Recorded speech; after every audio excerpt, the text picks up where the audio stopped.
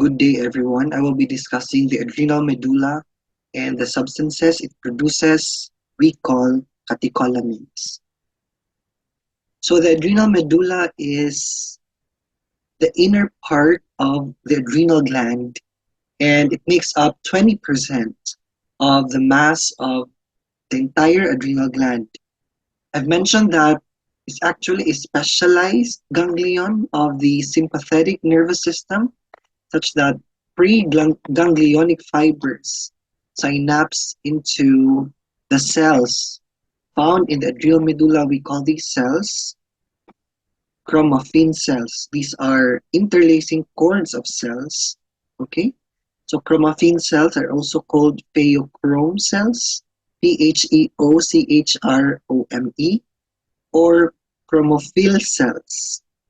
Okay, so these cells are found in the adrenal medulla and they synapse with preganglionic fibers. Now, these cells are responsible for synthesis and secretion into the circulation of the catecholamines that we know. So 80% secreted by the chromaffin cells are epinephrine, also known as adrenaline, and the remaining 20% is basically norepinephrine, also called as noradrenaline. Now, the hormones of the adrenal medulla are actually amines derived from catechol. And since they are derived from catechol, we call them catecholamines. Okay? So these are the catecholamines secreted by the adrenal medulla. So in addition to epinephrine and norepinephrine, we also have dopamine. Now, synthesis of epinephrine and norepinephrine begins in the axoplasm of the terminal nerve endings of adrenergic nerve fibers, but is usually completed inside the secretory vesicles. So the basic steps are as follows.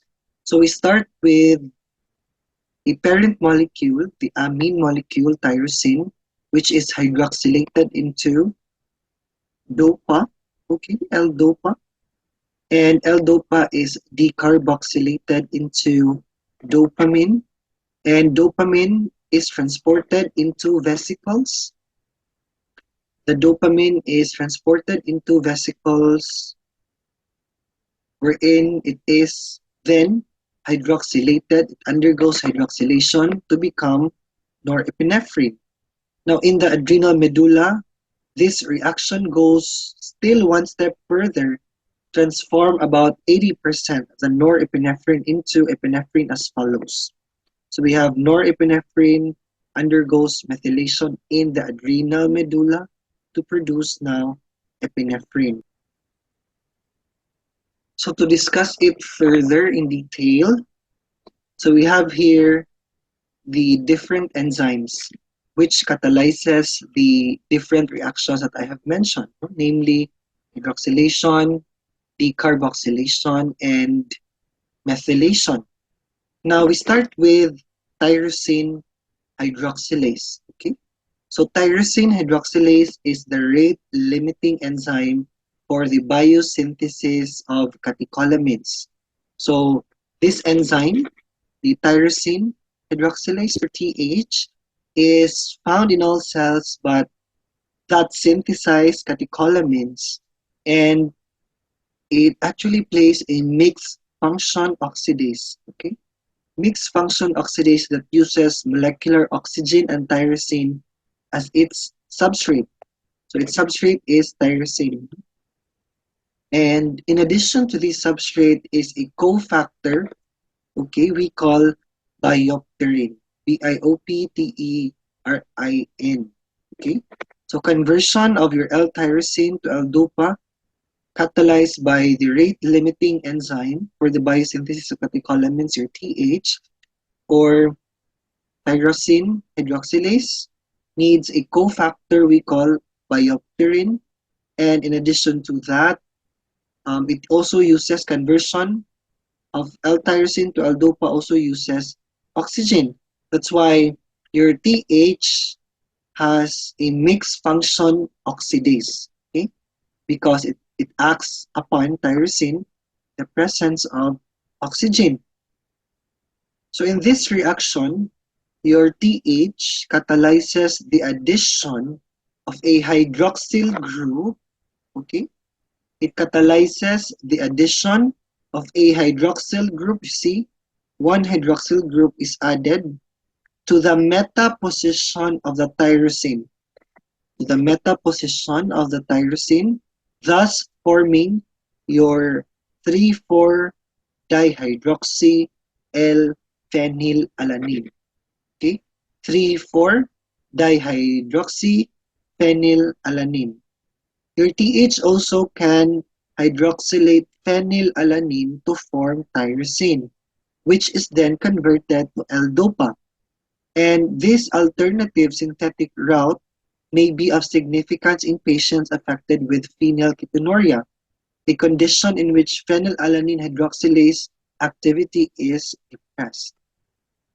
Now, the second step is catalyzed by the enzyme dopa decarboxylase, which catalyzes the removal of carboxyl group from dopa to form dopamine.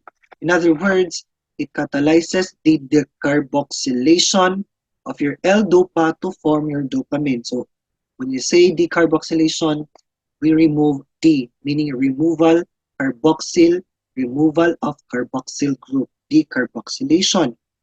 So your dopa decarboxylase, from the name itself, is a pyridoxine-dependent enzyme, meaning for it to convert your L-dopa to dopamine, we need pyridoxal phosphate because it is a pyridoxine-dependent enzyme. Your DDC or your dopa decarboxylase can also decarboxylate 5-hydroxytryptophan, which is the precursor of serotonin, as well as other aromatic amino acids accordingly. And it has also been called aromatic amino acid decarboxylase or AADC. So your DDC is widely distributed throughout the body, where it is found both in catecholamine and serotonin containing neurons and in non-neuronal tissue such as your kidney and your blood vessels. Now the third reaction, conversion of your dopamine to norepinephrine, is catalyzed by the enzyme dopamine beta hydroxylase. So for neurons that synthesize epinephrine or norepinephrine, your dopamine beta hydroxylase is the next step in the biosynthetic pathway. Now, like your TH or your tyrosine hydroxylase, your DBH or your dopamine beta hydroxylase is a mixed function oxidase. A mixed function oxidase, meaning it uses molecular oxygen to form the hydroxyl group added to the beta carbon on the side chain of your DA. Now, again, since it's a mixed oxidase, it has a mixed function oxidase activity, so it catalyzes formation, addition of your hydroxyl group to dopamine, this hydroxyl group, thus forming your norepinephrine. Thus, it catalyzes the hydroxylation reaction. Okay, this hydroxylation reaction. So, ascorbate reduced to dihydroascorbate during the reaction provides a source of electrons. So, aside from oxygen, we also need ascorbate, which is your source of your electrons. Your DBH or your dopamine beta hydroxylase contains copper, particularly Cu2 plus, okay, which is involved in electron transfer in the reaction accordingly. Copper chelators such as diethyl dithiocarbamate are potent inhibitors of the enzyme, okay? Because your diethyl thiocarbamate chelates or removes copper ions, which is actually needed in the electron transfer from ascorbate to the dopamine, no, forming your norepinephrine. Now, in the cells that synthesize epinephrine, the final step in the pathway is catalyzed by the enzyme phenylethanolamine nitromethyltransferase, or your PNMT. So this enzyme is found in a small group of neurons in the brainstem, okay, that utilize epinephrine as their neurotransmitter, and in the adrenal medullary cells for which epinephrine is the primary neurohormone. So your PNMT transfers a methyl group. So the methyl group is this, okay? The methyl group. So it transfers a methyl group from your SAM or S-adenosyl methionine to the nitrogen, okay, to the amino group here. It transfers methyl group from the SAM, the source of your methyl is your SAM, your S-adenosyl methionine, to the amino group or the nitrogen in norepinephrine, forming a secondary amine we call your epinephrine. So your PNMT activity is regulated by corticosteroids. So again, in summary, the entire reaction, okay, the stages of synthesis of catecholamines are as follows. We have formation of your tyrosine from phenylalanine in the presence of the enzyme phenylalanine hydroxylase. Now, in phenylketonuria, wherein there is absence of your phenylalanine hydroxylase, your tyrosine hydroxylase may also convert your phenylalanine to your L-tyrosine.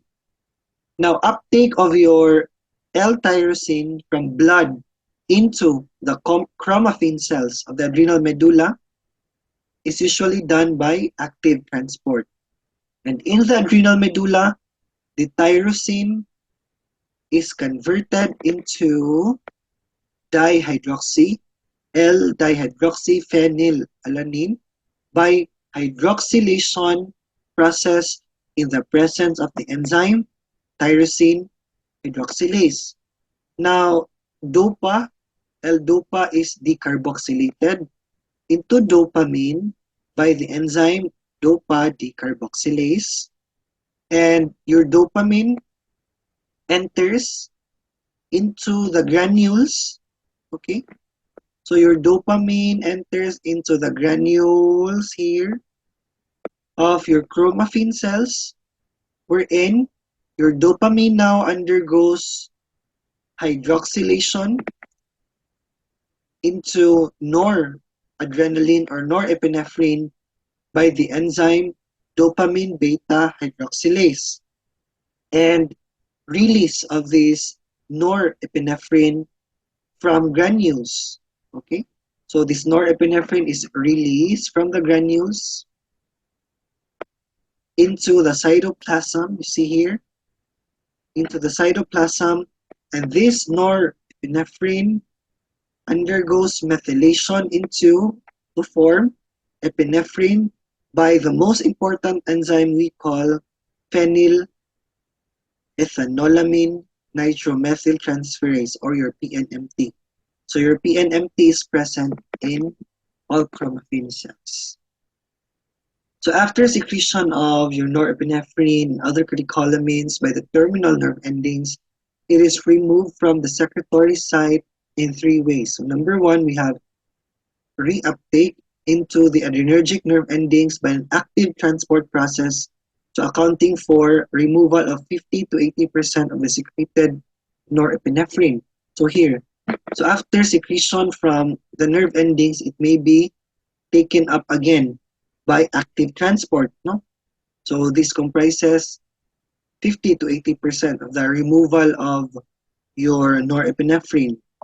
And another is it may diffuse away from the nerve endings into the surrounding body fluids and then into the blood. So accounting for the removal of the remaining norepinephrine. So it may be taken up again by the nerve endings, or it may diffuse away into the circulation, okay? and it may be destroyed by the enzymes monoamine oxidase or your MAO enzyme. So I will be discussing that uh, enzyme, no? Enzyme metabolism. So your catecholamines are metabolized by a variety of enzymes such as your monoamine oxidase or your MAO and catechol orthomethyltransferase or your COMT, as well as sulfosyltransferase. Now, there are also other enzymes participating glycol and acid deamination metabolites such as aldose or aldehyde reductase and aldehyde dehydrogenase, which basically all participates to degrade or to metabolize your catecholamines. So your MAO deamination or your monoamine oxidase deamination stands for the more important one of the two major pathways on catecholamine metabolism. So I mentioned there are two major pathways, no? Your action via your MAO, your monoamine oxidase, or action via the COMT, your catechol ortho methyltransferase. And some other enzymes also participate. As I've mentioned, your aldose, aldehyde reductase, and your aldehyde dehydrogenase. And of these enzymes, um, the majority, no, of the metabolism of your catecholamines is catalyzed by MAO and your COMT. So your MAO has two isoenzymes, your MAO-A and your MAO-B. So these are actually encoded on the same chromosome. So you're both epinephrine, this one, and norepinephrine are metabolized by MAO.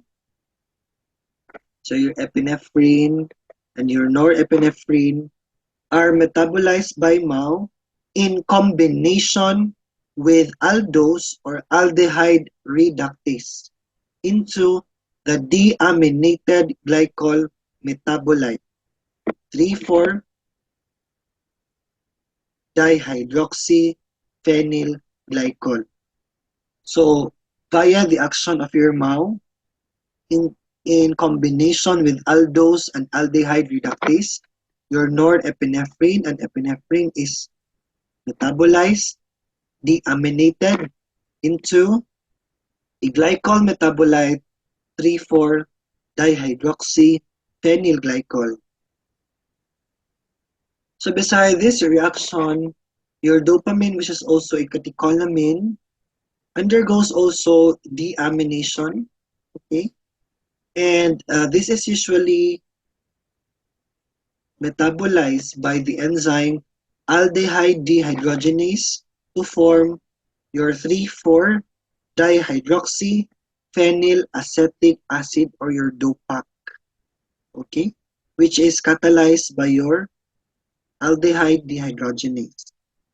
Now, the second major enzyme of catecholamine metabolism is, I mentioned, your COMT, your catechol orthomethyltransferase, which catalyze the orthomethylation of dopamine to methoxytyramine. So, deamination of dopamine into DOPAC is catalyzed by the enzyme aldehyde dehydrogenase, whereas orthomethylation of your dopamine into methoxytyramine is catalyzed by the enzyme COMT. Aside from that, a reaction which is catalyzed is also the orthomethylation of your epinephrine into metanephrine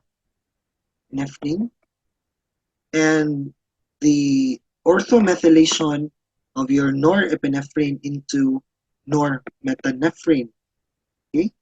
So your COMT also has two isoenzymes encoded by the same gene, which are membrane-bound and soluble COMT. So I mentioned that your MAO has two isoenzymes, no? MAO-A and MAO-B. In the same manner, your COMT enzyme has also two isoenzymes, a membrane-bound isoenzyme and a soluble isoenzyme, your COMT. Now, furthermore, the metabolites catalyzed by MAO can be metabolized by COMT sequentially, okay, can be metabolized by COMT sequentially. So your DHPG, this one here, the metabolite formed by the metabolism of your norepinephrine to DHPG, formed by catalyzed by the enzyme MAO.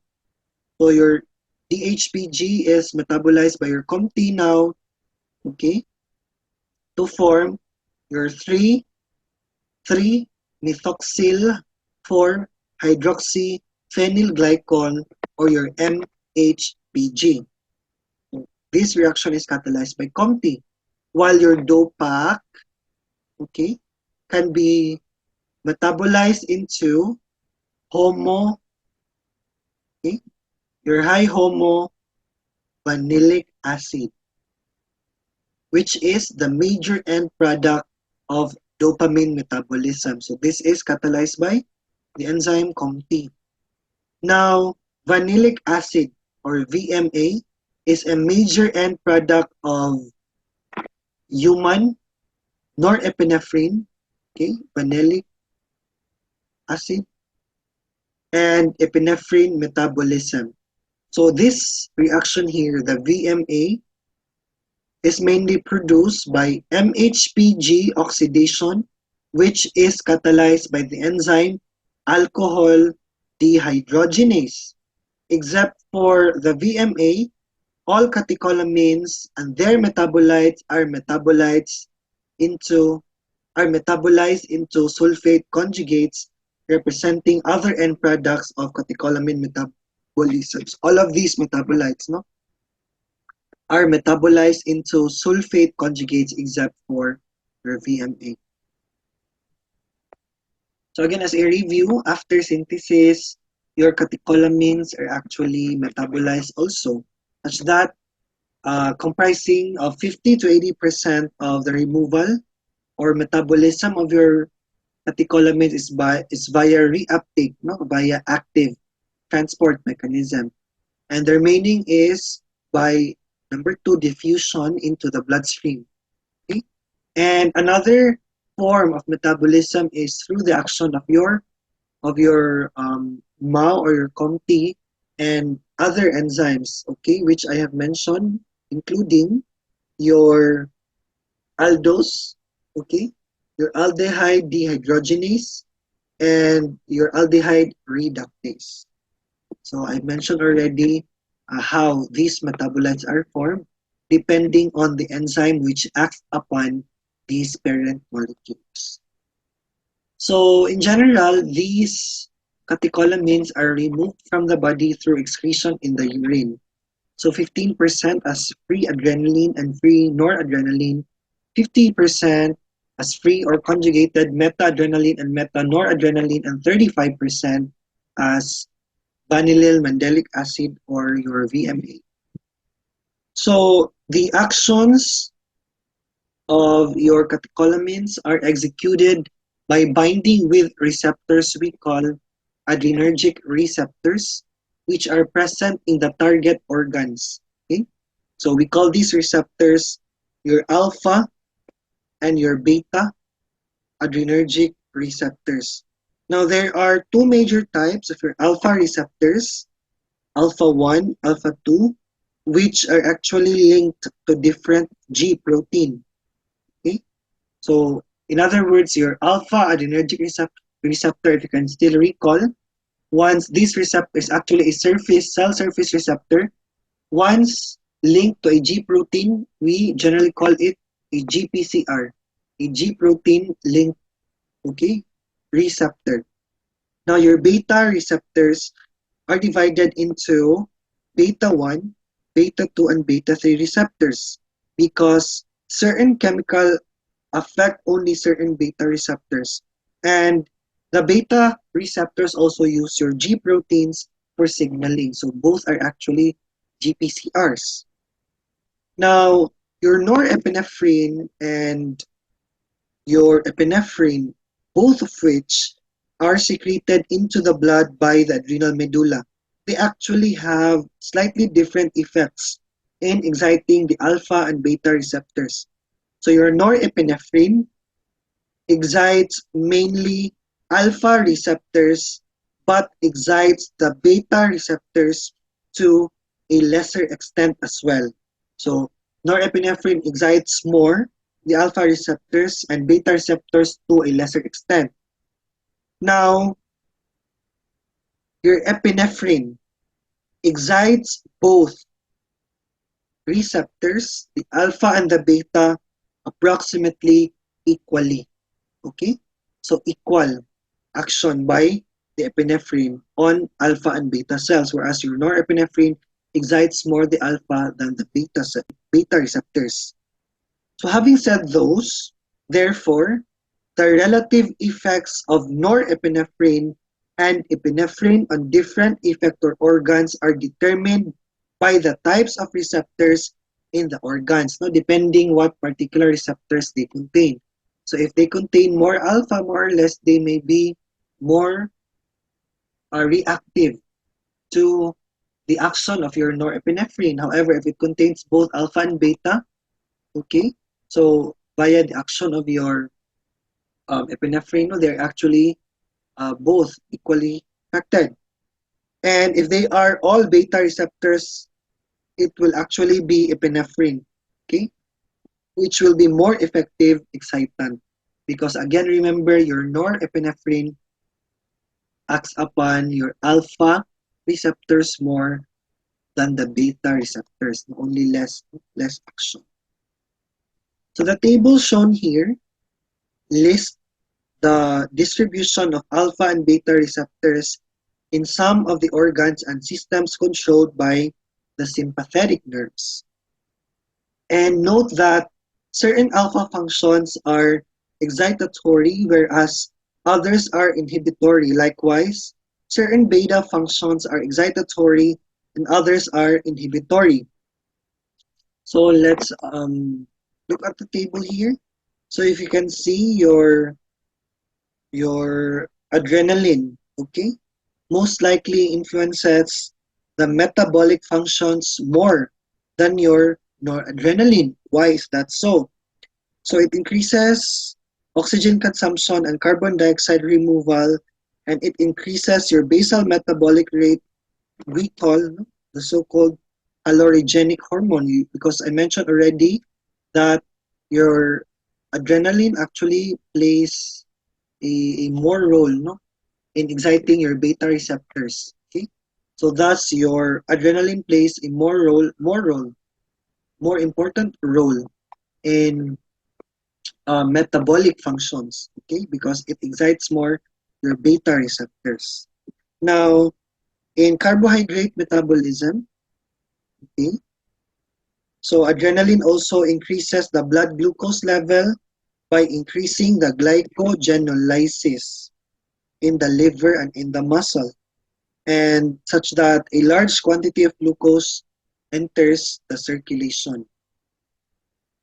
Now, for fat metabolism, particularly lipolysis, so again, it's more on beta receptor excitation. So we then preclude that your adrenaline causes more lipolysis or mobilization of free fatty acids from adipose tissue. Since I've mentioned that, again, your epinephrine acts more on your beta adrenergic receptors, no? Whereas lesser norepinephrine action on the beta, because your norepinephrine has actually more role in alpha adrenergic receptor excitation.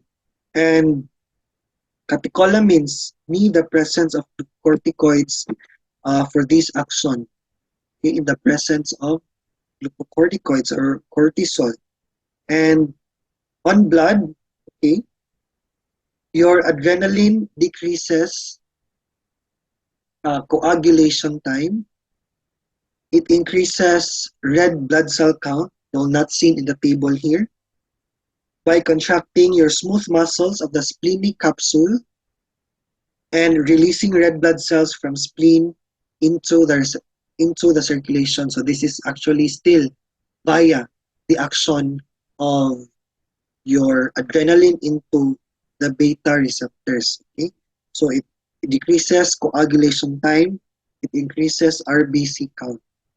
So another effect of these catecholamines on the heart, okay, particularly via the beta receptors, okay. So adrenaline, since they contain these, your myocytes contain more beta receptors, so adrenaline has stronger effect than noradrenaline. So it increases overall activity of the heart. So it increases, we have their cardio acceleration, increased myocardial strength, increases overall activity of the heart.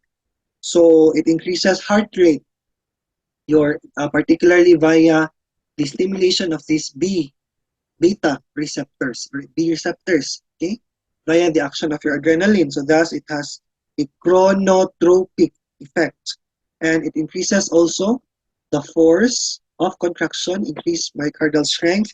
Okay, we call that inotropic effect, and this also excites the heart muscle.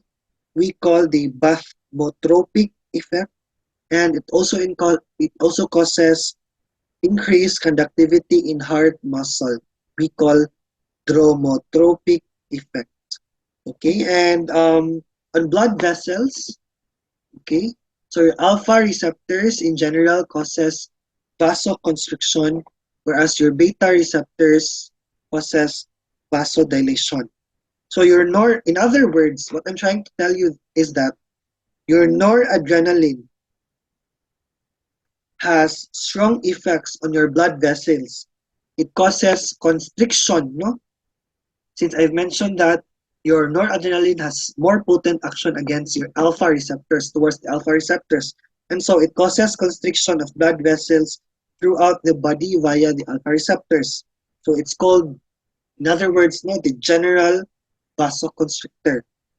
Now, the vasoconstrictor effect of noradrenaline increases total peripheral resistance. And the other hand, also, since your adrenaline or your epinephrine has also equal action on your beta and alpha receptors, so it also causes constriction also.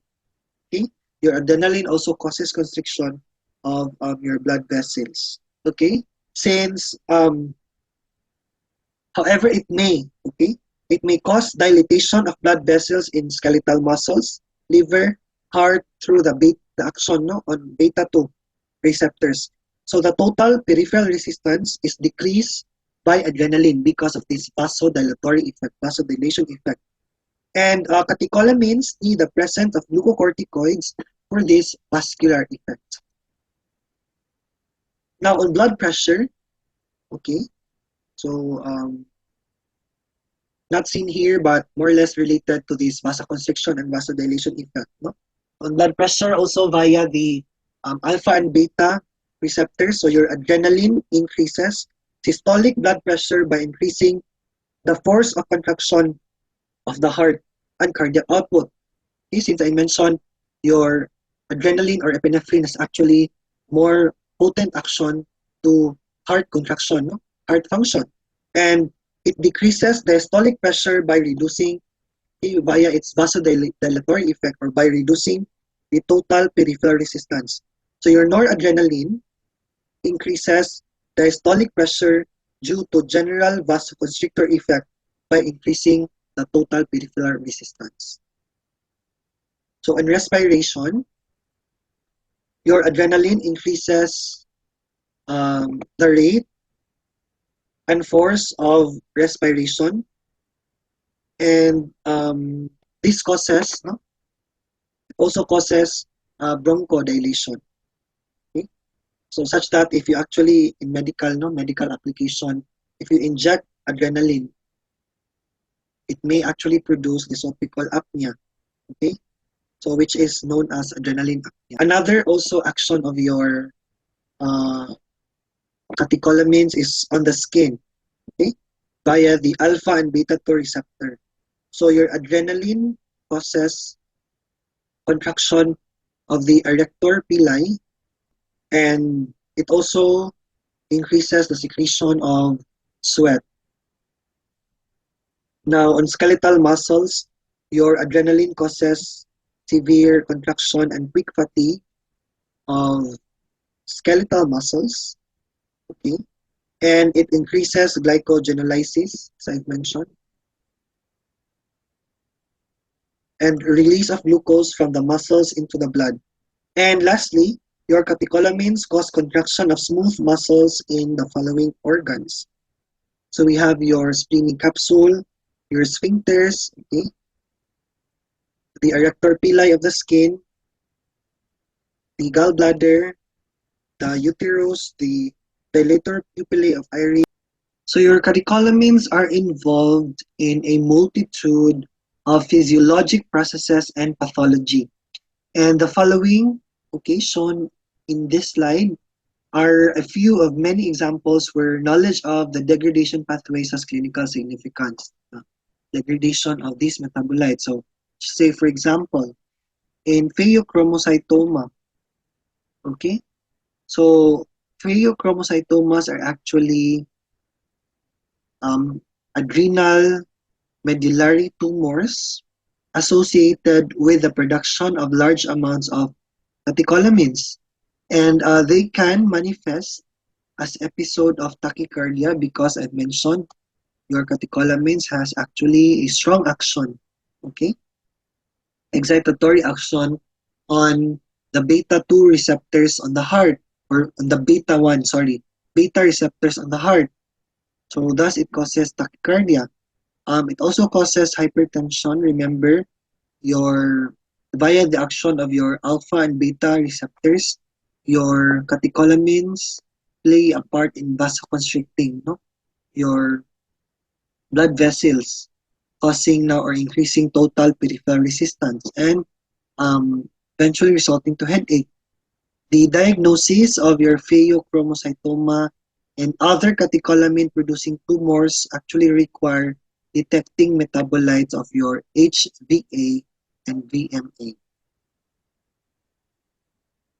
So your screening test for pheochromocytoma is, since I mentioned it has a large amount of catecholamine, is a high level of plasma metanephrines and normetanephrines via HPLC detection. And a diagnostic test for your pheochromocytoma is an elevated 24-hour urinary excretion of metanephrines and normetanephrines. So another condition is we have neuroblastoma, which is a fatal malignant condition in children resulting to excessive production of norepinephrine, okay? Such that in patients with neuroblastoma, we expect a high, no, a positive high urinary excretion of HVA or VMA or both, and dopamine, because these are actually metabolites of your norepinephrine. Then we have your Parkinson disease. So this is usually associated with insufficient dopamine in the nigrostriatal pathway, and when pharmacological therapy is necessary, one option is actually a class of drugs we call the MAO-B inhibitors. Okay, so these drugs inhibit the initial step of dopamine degradation and increase dopamine levels in the extracellular space. Because remember, your dopamine is actually degraded into methylthyroxine and dopac, no, depending on the enzyme which acts upon it. So when acted upon by your MAO, it produces your dopac. No? So in treating Parkinson's disease, we need an enzyme to inhibit this MAO-B, which will actually convert the free dopamine into dopac, to metabolite. So because in Parkinson, you have insufficient dopamine level. Another condition is schizophrenia. which is as opposed to Parkinson disease, is associated with excess dopamine. So the primary treatment is with D2 receptor blockers. So methods of detection or quantitating these catecholamine and their metabolites include as follows. So we usually use samples of 24-hour urine or a blood plasma, and there is actually specific notes to be remembered when preparing the patient prior to collecting the sample. So the patient should undergo an overnight fasting, and a patient should avoid smoking or drinking coffee at least 4 hours prior to blood collection, because this actually increases, smoking or drinking coffee increases plasma catecholamines, giving us a false increased results. And the patient is placed in a reclining position in a quiet environment, and a heparin lock is inserted intravenously. So after placing in a reclining position, we will let the patient be placed in this position for 20 to 30 minutes, and after that, we collect a blood sample in a pre-chilled lavender top tube containing EDTA. So plasma concentration of catecholamines are affected by body positioning, and samples must be collected after 30 minutes in a stable position, because when you are supine, when you collect the specimen and the patient is in supine position, you will actually get a decreased values. That's why there is a need to place the patient in reclining position in 20 to 30 minutes. Now, the methods would actually include via chromatography. No? Um, via chromatography, that's typo there. So we have employing the method of chromatography, we have your HPLC, your high performance liquid chromatography, or your GCMS. Okay, so this basically is used to detect or quantitate your VMA and metanephrine. Then we also have your radioimmunoassay, which is a sensitive screening test for total plasma catecholamines, okay, such that more than 2,000 picograms per ml of plasma catecholamine is diagnostic for pheochromocytoma. So there are considerations to be made when collecting the specimen for catecholamine determination, such that catheterization is the preferred method of blood collection to eliminate anxiety of venipuncture. Because remember, if your patient is anxious during the collection, it would actually produce false increased results. So another consideration is the preservation of the urine sample when using your 24-hour urine.